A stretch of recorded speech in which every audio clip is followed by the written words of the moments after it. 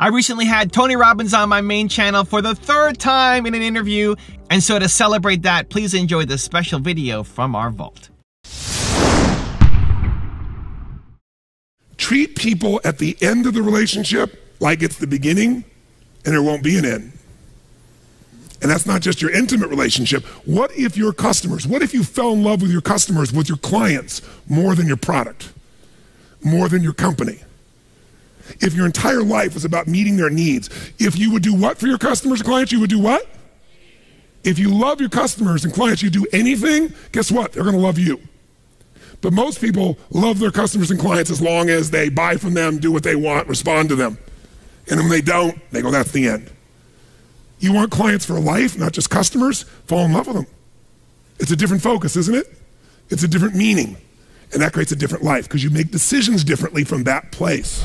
Too many people treat their business like a machine that's supposed to just generate money for them instead of understanding what a business actually is. And that's when you provide a lot of value to your customers, then guess what? They come back. They want to buy more. They tell their friends. When you love them, when you treat them like they're your family, like they're the closest thing to you, when they feel that love and care and attention, then they love you back. You have to give it first before you can expect to receive it.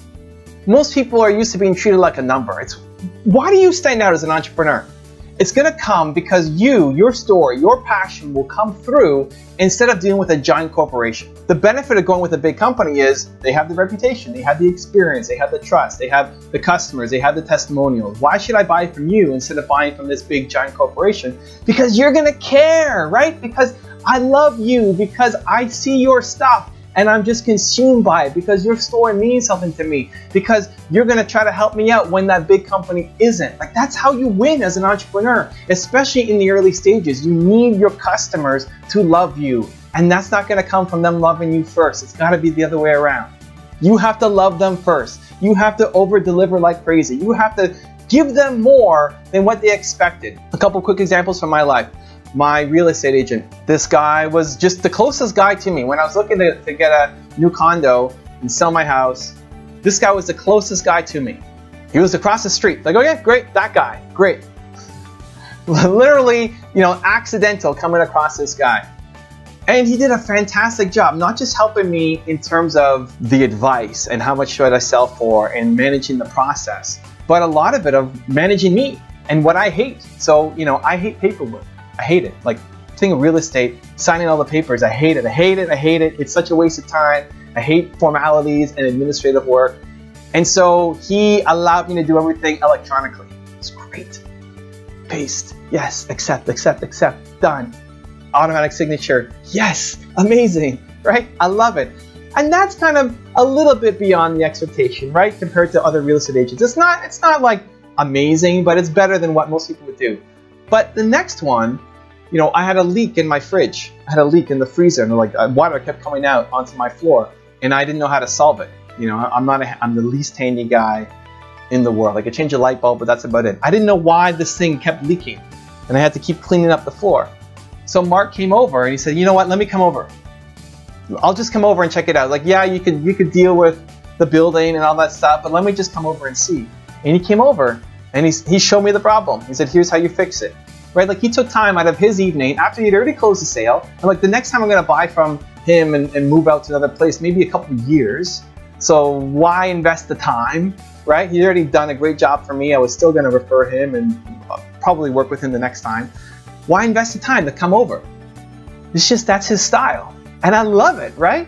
I love it. And so the next time I move, I'm hiring him again. Anybody who asks me for a real estate agent, I'm giving him the business, and you got to deal with Mark first. He's going to give you amazing service. And just by doing those little extra things, by him showing me love, I'm going to show that back to him. That's what you need to do for your business. There's another woman named Maria, who I'm doing some work with now. She was she's the mother of somebody who works for me at my business. And she was selling internet services. I'm like, okay, great. Like, try to support the people in my community, my family of employees. And I thought, okay, great, we'll use that service. And the service didn't end up really working out for us, just for a variety of reasons. Didn't quite provide the level that we needed, but I loved her.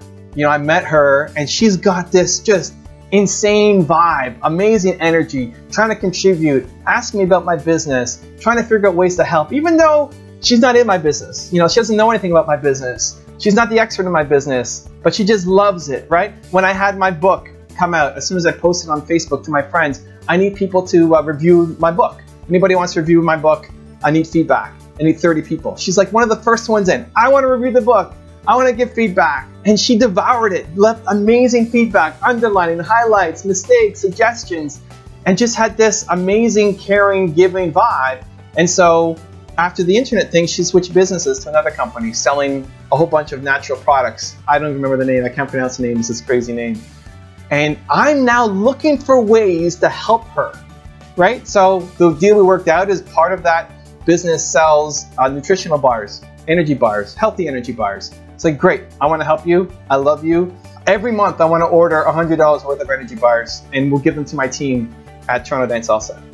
Do I need them? Not really. Would I have done it normally? No. I just love Maria. She's great. Like, she did so much to help me, from just a love, energy, great person to be around, so much care, that now I'm going out of my way to try to help her and find ways that I can help her in her business. That's what you want. That's what you need. You got to show so much insane love towards your customers that they feel it. You break through. You're the one company that breaks through, that actually cares about that person, and then it'll come back to you. They will buy from you. They will look for reasons to want to buy from you. They will look for reasons to want to refer people onto you because they felt that love that you showed them. Stop treating your business like it's just an income generating machine and actually care about your customers. When you do that, you start to see that big growth. So the question today is, I'm curious, what is something that you've done to really show the love to a customer? What's the story you're most proud of what you did to help a customer out? Leave in the comments below. I'm really curious to find out. I also want to give a quick shout out to William and Tim from projectauthenticity.org. Thank you so much for picking up a copy of my book, Your One Word, and posting that picture and that blog post of you going through the exercise. I really appreciate it. I hope you gained a lot from the book and are applying the lessons to your life and your business. And I just want to thank you for your support. So thank you guys again for watching. I believe in you, and I hope you continue to believe in yourself and whatever your one word is. I'll see you again tomorrow morning for another shot of Entspresso. I wake up every morning. Espresso keep me going. Do you care what people say? What people think of you? No, I mean, I gave up a long time worrying and concerning myself over that. You know, I care what people say about what I do professionally. I care about what my customer says. You know, that's what I do care about, because why do I do what I do? I do what I do because I love women. I want to empower women. I want women to feel good. I want them to feel beautiful.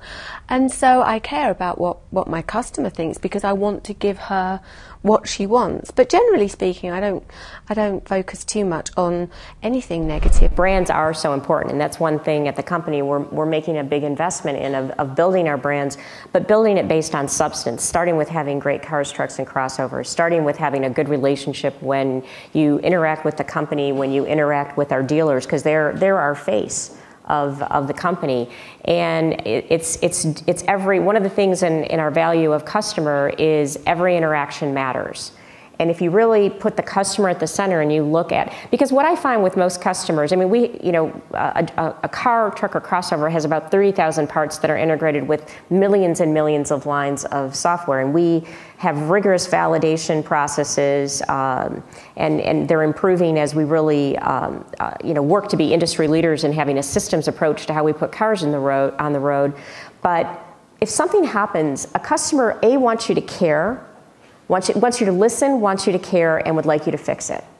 And it's really that easy. If you listen, you care, and you fix it, they will be your best advocate. One of the stories I tell is, in the early days of the ignition switch, one of the things we said, we had done extensive testing. We knew the vehicles were safe to drive if you just used the key or a key with just a ring.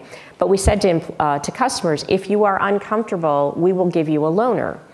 And so in the early days, getting that situated, where communicating to all of our dealers, making sure they knew, and getting the loaners. I had a customer who was very upset, said, you said I could get a loaner. I went to my dealer. They said they don't have one. And And so he sent me a note saying, you know, it was kind of personal. It was like, and I hate you, and I'm never going to buy a General Motors product again. It wasn't exactly that, but that was the tone.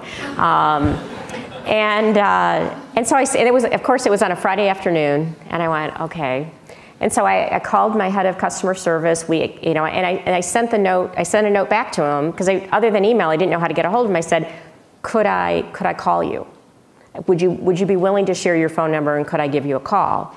So a minute or two later, I get the phone number. I pick up the phone. I call him. I listen. And I said, you know what? It's early days in getting loaners. I'm sure there was a misunderstanding. Would you give me a chance to work on this? And I immediately called Alicia Buller-Davis, our head of customer care at that time. And by the next morning, we had a car for him. And the next week, I got this note.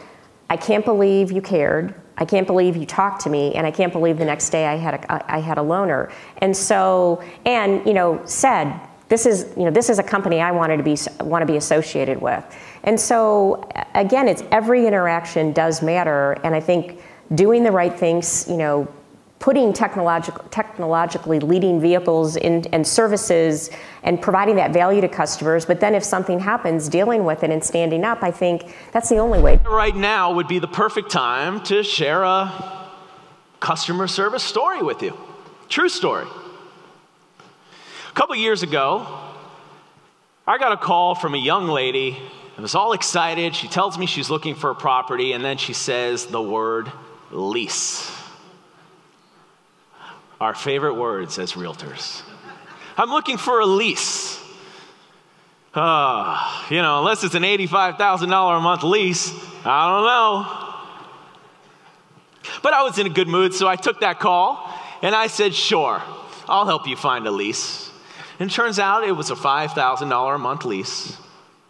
And I took her around for 6 months. The term was only a year. Anyways, I like to finish what I start. So I went through with it, found her an amazing place. She couldn't be happier. In fact, she was so happy that she called her father that night, and she said, Dad, I got the greatest place. My realtor's amazing. He doesn't care about money at all. And it happened to be that her father was sitting next to the CEO of his company. And he heard the story, and that CEO said, actually, I'm thinking of selling my penthouse. Maybe I should use that guy. Sure enough, I went in, I met the CEO, and I got the listing of his $4 million penthouse.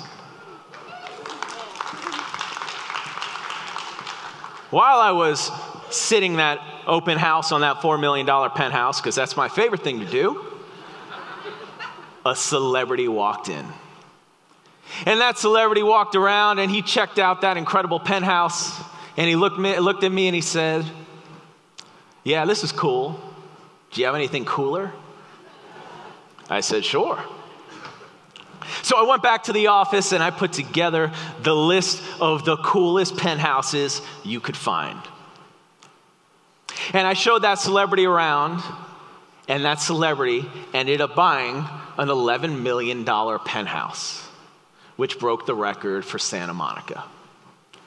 So from that lease, that $5,000 a month lease, which led to that $4 million penthouse sale, which led to that $11 million penthouse sale. And it is the gift that keeps on giving on and on and on. That is why customer service is so important to everybody's business. If you want to see my recent interview with Tony Robbins, check the video right there next to me. I think you'll love it. Continue to believe, and I'll see you there. There is a regenerative revolution that's happening in medicine right now, in precision medicine. Billionaires know about it, but the average person doesn't. What pushed me over the edge recently is I had some experiences that really hit me hard.